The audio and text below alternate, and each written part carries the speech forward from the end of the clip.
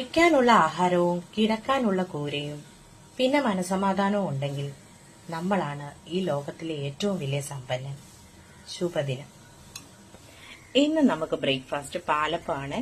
നല്ല മൊരാന്ന് മൊരിഞ്ഞ പാലപ്പം. ഇത് 1 മണിക്കൂർ അല്ല അരമണിക്കൂറൊക്കെ മതി. തലേദിവസം അരി കുതിർത്ത് വെക്കണം എന്നേ ഉള്ളൂ.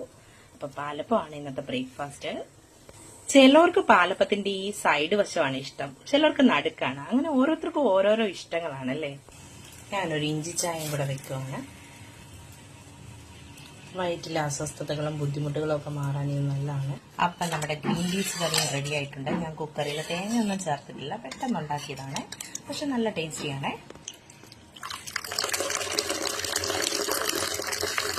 എനിക്കിങ്ങനെ നന്നായിട്ട് പതഞ്ഞു വന്ന ചായ കുടിക്കാനാണ് ഇഷ്ടം. ഓരോരുത്തർക്കും ഓരോ ഇഷ്ടമാണ്. അപ്പം നമ്മുടെ അപ്പം ഇവിടെ റെഡിയായി. നമ്മുടെ അപ്പം നല്ല കളർഫുൾ അല്ലേ, അടിപൊളിയല്ലേ.